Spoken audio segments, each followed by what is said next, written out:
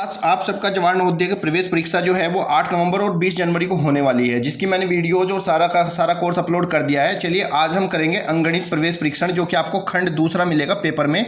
इसमें प्रश्न संख्या 41 से लेकर और प्रश्न संख्या 60 तक के प्रश्न आएंगे, जिसमें टोटल आपके 20 प्रश्न होते हैं और यही सबसे इंपॉर्टेंट पार्ट होता है। तो इसी को आज हम कवर करेंगे और चलिए आप भी जान लोगे कि किस तरह के पेपर आपसे पूछे जाएंगे, किस तरह के प्रश्न। तो चलिए शुरू करते हैं हम लोग। पहला प्रश्न देख लिए, प्रश्न संख्या 41। प्रश्न में दिया गया आपका 0.4 मल्टीप्लाई 0.04 मल्टीप्लाई 0.004 और इसका क्या होगा, इनमें से ऑप्शन दिए गए हैं। तो आप क्या करोगे बच्चों, जब इस तरह का सवाल मिलेगा तो सिर्फ आप संख्याओं की गुणा करोगे। 4 गुणा 4 गुणा 4, 4 चौक 16 चौके 64, कितना आएगा हमारा गुणनफल 64 आया। अब बात आती है कि दशमलव कहाँ पे आएगा। हम गिन लेंगे दशमलव की संख्या स्थान, 1 2 3, 3 के बाद यहाँ दशमलव है, 2 के बाद यहाँ पे और 1 के बाद यहाँ पे, तो 3 और 2 5 और 1 6, तो यहाँ पे दशमलव 6 के बाद आएगा 1 2 3 4 5 6। तो ऑप्शन नंबर आपका हो जाएगा 0.000064। ऑप्शन नंबर आपका थर्ड राइट आंसर हो जाएगा। अगला प्रश्न देखिए, प्रश्न संख्या 42 कैसे पूछा गया है। 12,000 प्लस 300 प्लस 2 दहाई बराबर होगा। प्रश्न संख्या 42 देखिएगा ध्यान से। इस प्रश्न में आपसे पूछा गया है कि 12,000, देखो तो आप यहाँ पे ऐसे लिखिए 12,000 प्लस 1300 ये हो गया 1300 और 2 दहाई। 2 दहाई का मतलब क्या होता है बच्चों, 1 दहाई का मतलब होता है 10 और अगर 2 दहाई है तो 2 दहाई का मतलब हो गया 20। अब इनको जोड़ देंगे, 12,000 1300 और 20 को जोड़ेंगे तो कितना हो जाएगा बच्चों, 12 और 1 कितना, 13,320।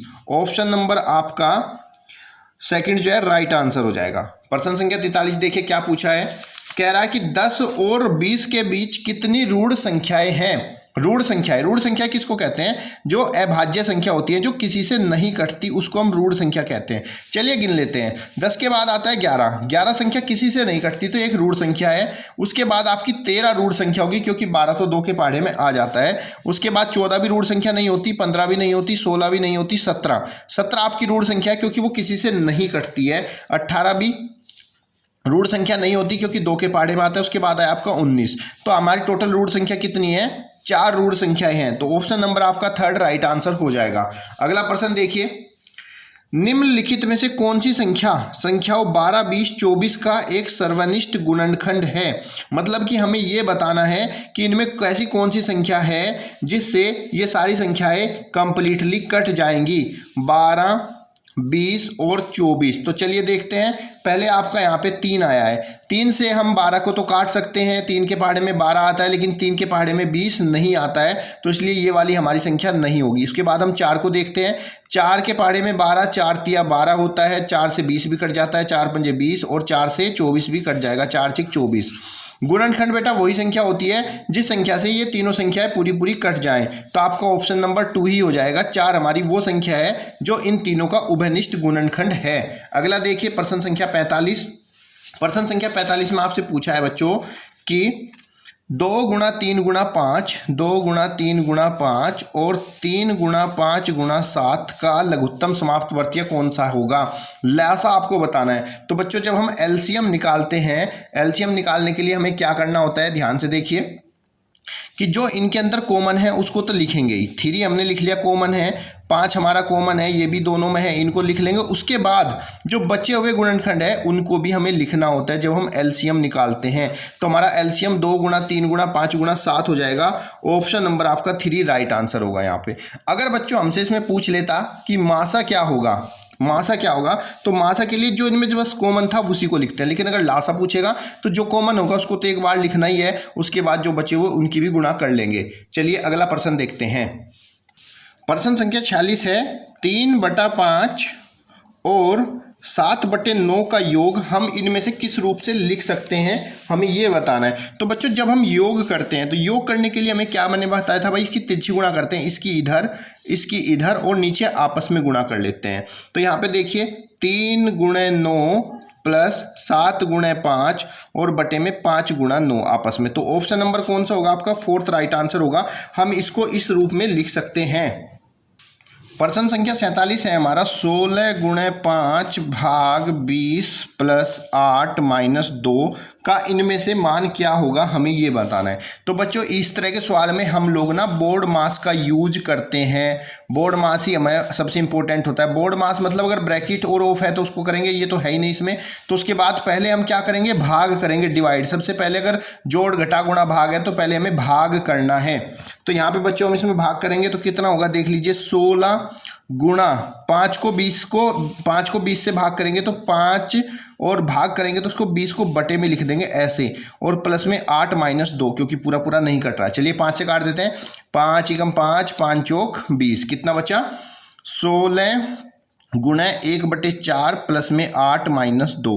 4 से 16 को काट देंगे 4 बार, 4 चौक 16 हो जाएगा। कितना बचा बच्चों, 4 + 8 माइनस 2 आपका यहाँ पे बचा है। अब इसको हम पहले क्या करेंगे, जोड़ेंगे। 8 4 12 माइनस 2 बराबर कितना हुआ आपका 10। तो ऑप्शन नंबर आपका थर्ड राइट आंसर होगा। जब भी इस तरह का सवाल आएगा तो आप लोगों जो है बोर्ड मास की हेल्प से ही इसको करेंगे। प्रश्न संख्या 48 देख लीजिए। वह 5 अंकों की छोटी से छोटी संख्या, 5 अंकों की छोटी से छोटी संख्या और 4 अंकों की सबसे बड़ी संख्या का अंतर क्या होगा। देखो 5 अंकों की अगर हम छोटी से छोटी संख्या लिखेंगे तो क्या लिखी जाएगी, देखो 5 अंकों की छोटी छोटी संख्या लिखने के लिए एक के लिए आगे 4 जीरो लगा देंगे। 1 2 3 4 5 अंक हो गए। तो ये 5 अंकों की छोटी से छोटी हो गई, और 4 अंकों की बड़ी से बड़ी, 4 अंकों की बड़ी से बड़ी क्या होगी, 4 बार 9 लिखेंगे। जितने भी अंकों की हमसे बड़ी से बड़ी पूछता है उतनी बार हम 9 को रिपीट कर लेते हैं। इनका अंतर पूछ रहा है, माइनस कर लेते हैं। 10,000 में से 9,999 माइनस करेंगे तो कितना बचेगा बच्चों, आपका 1 बचेगा। ऑप्शन नंबर आपका फर्स्ट राइट आंसर। अगला प्रश्न है, ध्यान से देखिएगा, मोस्ट इंपॉर्टेंट क्वेश्चन है। इस तरह के सवाल पेपर में बहुत ज़्यादा पूछे जाते हैं। चलिए बच्चों देखिए अगला प्रश्न। अमित रविवार के दिन रात्रि 9:30 बजे सोता है और अगले दिन प्रातः 5:50 पर जगता है। उसके सोने की अवधि क्या थी, हमें ये बताना है। देखो रात्रि, ये संडे की रात्रि है, तो संडे की रात को वो 9:30 बजे सोया। तो 9:30 से रात के 12 बजे तक का जो टाइम होता है, भाई पूरा एक दिन 12 बजे तक चलता है। तो अगर हम बात करें 9:30 से 12:30 की, तो ये हो गया हमारा 2 घंटा 30 मिनट। तो 2 घंटा 30 मिनट तो ये सो चुका है किसमें, संडे वाले दिन। और उसके बाद अगले दिन वो सोकर उठा है 5:50 पर। भाई रात के 12 बजे से अगले दिन का जो टाइम है वो सोया है 5:05 पर जागता है सुबह, यानी कि मंडे वाले दिन में वो सोया है कितना, 5 घंटा 50 मिनट। तो टोटल वो कितनी देर सोया, देखो संडे वाले दिन हो गया 2 घंटा 30 मिनट, ठीक है बच्चों। संडे वाला दिन हो गया 2 घंटा 30 मिनट, और सोमवार वाला दिन हो गया 5 घंटा 50 मिनट। हम इसको जोड़ लेंगे, 0 5 3 8 5 2 7, कितना हो गया बच्चों, 7 घंटा 80 मिनट हो गया है। 7 घंटा 80 मिनट, ये जो 80 मिनट है इनको भी घंटे में बदलेंगे तो 1 घंटे में होती है 60 मिनट आपकी। तो 80 मिनट का मतलब हुआ 1 घंटा और 20 मिनट, और 7 घंटे ही हैं तो 7 और 1 कितना हो गया बच्चों, 8 घंटा 20 मिनट जो है कुल मिलाकर अमित सोया है। Option number 3 right answer. अगला प्रश्न देखते हैं। ए तथा बी की आयु का योग 45 वर्ष है। ए और बी की जो कुल आयु का योग है वो 45 वर्ष है, और इनकी आयु का जो अनुपात है ए अनुपात बी वो आपका 4:5 है। तो बी की आयु क्या होगी, हमसे ये पूछा गया है। तो बच्चों हम क्या करेंगे, यहाँ पे देखो दोनों का आयु का योग दे रखा है, तो हम क्या करेंगे, पहले इनका अनुपातिक योग ज्ञात कर लेंगे। अनुपातिक योग बराबर 4 + 5 बराबर कितना हो गया आपके बच्चों, 9 हो गया। बी की आयु पूछा है, अगर आपसे बी की आयु पूछा जाता है तब हम क्या करते हैं, ये जो हमारी टोटल आयु है, कुल आयु 45 वर्ष है, इस आयु को अनुपातिक योग से भाग करेंगे, और अगर बी की आयु पूछी है तो बी के अनुपात से गुणा भी करेंगे। 9 पंजे 45, पंजो पंजो कितना हो गया 25, तो बी की आयु हमारा 25 वर्ष ऑप्शन हो जाएगा। अगर आपसे बच्चों ए की आयु पूछता तो ये तो सेम ही रहता, टोटल आयु को अनुपातिक योग से भाग करते और यहाँ पे ए के अनुपात से गुणा कर देते। अगला प्रश्न देख लीजिए, प्रश्न संख्या 51। प्रश्न संख्या 51 देखिए, यदि 3 पैकेट में 400 रबड़ बैंड है, 3 पैकेट में 400 रबड़ बैंड है, तो 15 पैकेट में कितने होंगे। तो बच्चों 3 पैकेट में है 400, तो 1 पैकेट में कितने हो जाएंगे, 1 पैकेट में हो जाएंगे हमारे पास 400 भाग 3, इतने रबड़ बैंड। कितने में पूछा है, 15 पैकेट में, तब 15 पैकेट बराबर कितना हो जाएगा, 400 भाग 3 और गुणा में 15। हल कर देंगे, 3 पंजे 15, 400 की 5 से भाग करेंगे, 400 पंजे 2000। तो बच्चों 15 पैकेट में जो है 2000 रबड़ बैंड हो जाएंगे। 600 विद्यार्थी में से 240 लड़कियां हैं, 240 लड़कियां हैं, लड़कियों का प्रतिशत कितना होगा हमें ये बताना है। तो यहाँ पे बच्चों गर्ल्स परसेंटेज बतानी है। तो अगर हमें लड़कियों का प्रतिशत बताना है, विद्यार्थी है टोटल 600, तो इसके लिए हम गर्ल्स प्रतिशत बराबर लड़कियां बराबर अपॉन टोटल स्टूडेंट और इनटू में 100 कर देंगे। तो लड़कियां कितनी दी हुई हैं 240 और टोटल विद्यार्थी जो आपके हैं वो है 600 और गुणा कर देंगे बच्चों 100 से। इसको हल करेंगे 100 छिक 600, 6 चौक 24, 40, तो बराबर कितना आ गया 40%। तो लड़कियों की जो परसेंटेज है वो आपका 40%। ऑप्शन नंबर 3 राइट आंसर है। अगला प्रश्न देखिए, एक व्यक्ति ने एक घड़ी 500 रुपये में खरीदी। एक व्यक्ति ने एक घड़ी 500 रुपये में खरीदी, मीन्स ये इसका क्रय मूल्य है, कॉस्ट प्राइस 500 रुपये। उसे किस मूल्य पर बेचे, सेलिंग प्राइस हमसे पूछ रहा है, किस मूल्य पर बेचे कि उसको 20% का लाभ हो जाए। प्रॉफिट परसेंटेज 20 दे रखा है। तो बच्चों जब हमसे विक्रय मूल्य पूछा जाए और प्रॉफिट परसेंटेज दे के रखे, तब हमारा विक्रय मूल्य बराबर होता है 100 प्लस प्रॉफिट प्रतिशत, ये सूत्र को आप नोट भी कर लें, अपॉन 100 और इनटू में इसका जो क्रय मूल्य है कॉस्ट प्राइस वो। अब यहाँ पे कॉस्ट परसेंट है 20% है लाभ, तो 100 प्लस 20 बराबर कितना हो जाएगा 120 गुणा 500 भाग 100। 100 पंजे 500, 120 की 5 से गुणा करेंगे, 12 पंजे 60, 600। तो टोटल जो इसको बेचना होगा वो 600 रुपये में बेचना होगा 20% लाभ लेने के लिए। अगला प्रश्न देखिए, एक व्यक्ति ने 40 रुपये के 100 अंडे खरीद लिए। ठीक है, अंडे कितने हैं 100, और फिर उसने ये कॉस्ट प्राइस हो गया ₹40 के भाव से 80 बेचे और ₹40 के ही उसने कितने 80 अंडे बेच दिए। ये हमारा सेलिंग हो गया। पूछ रहा है उसको लाभ हुआ या हानि हुआ। देखो यहाँ पे कॉस्ट तो बराबर है, तो कॉस्ट से हम कोई मतलब नहीं रखेंगे। यहाँ पे हम बच्चों अभी सामान को देख लेंगे। देखो 100 अंडे वो खरीद के लाया, 80 उसने बेचे उतने ही मूल्य में, मतलब कि उसको 20 अंडे की बचत हो गई है, उसको लाभ हो गया है किसका 20 अंडों का। ठीक है, अब पूछ रहा है कि भाई लाभ हुआ कि हानि हुआ और कितने प्रतिशत हुआ। तो अगर खाली लाभ पूछता तो 20 अंडे हो गया। अभी हमसे पूछ रहा है प्रतिशत, तो भाई लाभ प्रतिशत बराबर क्या होता है, लाभ जो कि 20 है बटे में क्रय मूल्य जो कि 100 है और इनटू 100। 20 पंजे 100, 5 दूनी 10, 0, तो उसको 20% का इस सौदे पर लाभ हो गया। Option number 3 right answer. एक व्यक्ति ने 3000 रुपये, ये हमारा मूलधन दे रखा है, एक व्यक्ति ने 3000 रुपये 2 वर्षों के लिए, समय दे रखा है 2 वर्ष, 2 वर्षों के लिए 10% वार्षिक ब्याज दर पर, दर दे रखी है 10% वार्षिक ब्याज दर पर जमा किए। 2 वर्ष के बाद उसे ब्याज सहित कितनी राशि मिलेगी। तो पहले हम क्या करेंगे बच्चों, उसका ब्याज निकाल लेंगे। साधारण ब्याज बराबर होता है मूलधन गुणा दर गुणा समय और भाग में हमारा 100। मूलधन कितना है बच्चों, यहाँ पे 3000 है और दर हमारी 10% है और समय हमारा 2 वर्ष और भाग करेंगे हम 100 से। इसको हल कर देंगे बच्चों। यहाँ पे हल करने पर 100 से 2 जीरो कैंसिल हो गई, तो 30 गुणा 10, 300 दूनी 600, तो उसको ना 600 रुपये उसका ब्याज हो गया। लेकिन वो पूछ रहा है कि टोटल कितना मिलेगा उसको 2 साल के बाद।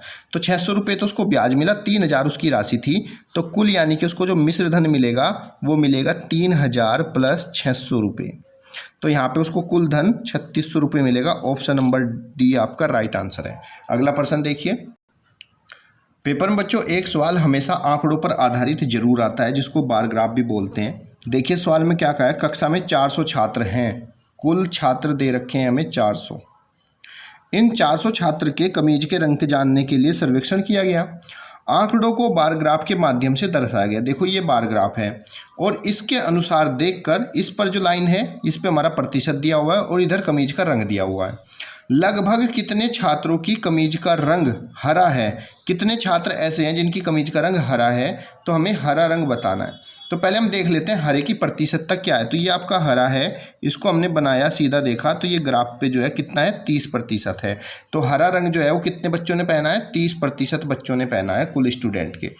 तो अब हमारे पास देखेंगे छात्र जो है कितने हो जाएंगे, हरे रंग पहनने वाले जो छात्र होंगे वो कुल स्टूडेंट का 30%, यानी कि 400 का 30%। और जब मैंने बच्चों आपको बताया था कि प्रतिशत हम कैसे हल करते हैं, तो भाई 400 गुणा में 30 करेंगे और भाग इसको 100 से कर देंगे। 100 चौका 400, 30 चौका 120। तो टोटल जो स्टूडेंट है जो हरे रंग का कमीज पहन के आए हैं वो 120 बच्चे हैं। ऑप्शन नंबर 2 आपका राइट आंसर है। अगला देखिए क्वेश्चन नंबर 57। देखिए बच्चों, एक घन का किनारा 5 सेंटीमीटर है, तो उस घन का संपूर्ण पृष्ठ क्या होगा? घन का किनारा दिया गया है, किनारा मतलब भुजा, भुजा जो घन की है वो 5 सेंटीमीटर है, और आपसे ना संपूर्ण पृष्ठ पूछा गया है। तो संपूर्ण पृष्ठ बराबर होता है बच्चों, घन का सूत्र याद रख लेना, ये होता है आपका संपूर्ण पृष्ठ 6 गुणा भुजा का वर्ग। तो संपूर्ण पृष्ठ 6 और भुजा, ये जो कोर है, किनारा है, इसको भुजा ही बोलते हैं। तो भुजा हमारी दे रखी 5 का वर्ग।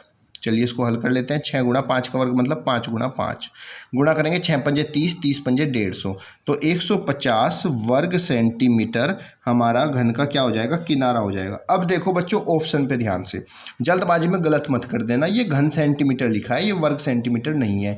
ये 150 सेंटीमीटर लिखा है, 150 मीटर, बट हमारा आंसर है 150 सेंटीमीटर स्क्वायर, यानी कि वर्ग सेंटीमीटर। ऑप्शन नंबर 4 आपका राइट आंसर है। ऐसा पेपर में बहुत बार मिलेगा, पर आपको ऑप्शन बहुत ध्यान से लगाना है। अगला प्रश्न देखिए, एक जीप 180 किलोमीटर की दूरी को 4 घंटे में तय करती है। उस जीप की चाल कितनी बढ़ाई जाए कि उस दूरी को वो 3 घंटे में तय कर ले? तो बच्चों पहले जीप की चाल निकाल लेते हैं। जीप की चाल कितनी है? तो चाल बराबर क्या होता है बच्चों? चाल बराबर होता है दूरी बटा समय। तो 180 किलोमीटर की दूरी, चाल बराबर होता है दूरी बटा समय। तो यहाँ पे बच्चों दूरी है 180 किलोमीटर, और ये 180 किलोमीटर की दूरी को 4 घंटे में तय करती है। इसको हल कर लेंगे। 4 चौक 16, 4 पंजे 20, तो इसकी दूरी जो है वो चाल जो है पहले 45 किलोमीटर प्रति घंटा थी। फिर उसने हमसे कहा कि कितनी चाल को और बढ़ा दें कि वो 3 घंटे में ही कवर कर लेती है। तो फिर नई चाल निकाल लो उसकी। भाई नई चाल क्या होगी? कितनी तेज़ हमने भगाना पड़ेगा कि वो इसी दूरी को 3 घंटे में तय कर लेंगे। तो नई चाल हमारी कितनी हो जाएगी? दूरी हमारी वही रहेगी 180 किलोमीटर, और चाल यहाँ पे तो समय 3 घंटे हो गया, 3 से काट लेंगे तो चाल हो गई 60 किलोमीटर प्रति घंटा। तो बच्चों जब हम गाड़ी को 60 की स्पीड से भगाएंगे, जब हम गाड़ी को 60 की स्पीड से भगाएंगे तब वो 3 घंटे में कवर करेगी, और 45 की स्पीड से 4 घंटे में। कितना हमने बढ़ाया ये बताना है, कितना बढ़ाया जाए। तो बच्चों 60 है लास्ट, और पहले थी 45, यानी कि हमने इसमें 15 किलोमीटर प्रति घंटा और बढ़ाना पड़ेगा। ऑप्शन नंबर 4 आपका राइट आंसर हो जाएगा। ठीक है बच्चों, समझ में आ रहा है? कमेंट बॉक्स में बताते चलिए। अगला प्रश्न देखिए, एक रेलगाड़ी 480 किलोमीटर, एक रेलगाड़ी 480 किलोमीटर की दूरी को 8 घंटे में तय करती है, तो वह 2 घंटे में कितनी दूरी तय करेगी, हमें ये बताना है। तो बच्चों हम इसकी चाल निकाल लेते हैं। 480 किलोमीटर की दूरी को 8 घंटे में तय करती है, तो भाई चाल बराबर होता है दूरी बटा समय। दूरी कितना है? 480, और समय है 8 घंटे। 8 छंग 48, 60। तो चाल हो गई इसकी बच्चों 60 किलोमीटर प्रति घंटा, मतलब 1 घंटे में 60 किलोमीटर जाएगी। 2 घंटे में पूछ रहा है कितनी चलेगी, तो दूरी बराबर बच्चों होती है चाल गुणा समय। चाल गुणा समय। अब चाल कितनी है? चाल है 60 जो हमारी आई थी, और समय हमारा 2 घंटे, 60 दूनी 120। तो बच्चों 2 घंटे में ये जो रेलगाड़ी है वो 120 किलोमीटर की दूरी को तय करेगी। अगला प्रश्न देखिए, आखिरी प्रश्न है इस सेट का ये। एक वर्गाकार खेत की भुजा 32 मीटर है। एक वर्गाकार खेत है, इसकी भुजा है 32 मीटर। ठीक है बच्चों, वर्गाकार खेत की भुजा है 32 मीटर। खेत का क्षेत्रफल क्या होगा, हमसे ये पूछ रहा है। तो बच्चों आप तो जानते ही हो, वर्ग का क्षेत्रफल बराबर क्या होता है? भुजा गुणा भुजा, है ना। तो भुजा कितनी दे रखी वर्गाकार खेत की? 32, तो 32 गुणा 32 की आपस में गुणा कर लेंगे। 32 गुणा 32 आपका हो जाएगा 1024 वर्ग मीटर। तो आप यहाँ पे भी ऑप्शन को ध्यान से ही चुनिएगा। देखो 1024 मीटर भी लिखा है, वर्ग मीटर भी लिखा है, तो आप ऑप्शन नंबर 3 लगाओगे वर्ग मीटर पर। आपका आंसर जो है ये वाला होगा। ठीक है बच्चों, तो ये आपका जो सेट है सेकंड पार्ट ये ख़त्म हुआ। और भाई आपका जो पेपर है वो 8 नवंबर और 20 जनवरी को पेपर है। जिस बच्चे का 8 नवंबर को पढ़ा है वो 8 को करिएगा, जिसको 20 का 20 का, और अच्छे से तैयारी करिएगा। जवान नवोदय प्रवेश परीक्षा लेना ही है इस बार सिलेक्शन। और अगर कुछ समझ में नहीं आ रहा तो मेरा कमेंट जो व्हाट्सअप नंबर है नीचे चल रहा है, वहाँ से आप देख लीजिएगा, और कमेंट बॉक्स में आप पूछ सकते हो, या फिर आप मेरे व्हाट्सएप नंबर पे मैसेज करके आपका कोई क्वेश्चन है डाउट का तो वो भी पूछ सकते हो। चलिए वीडियो को लाइक कर दीजिएगा।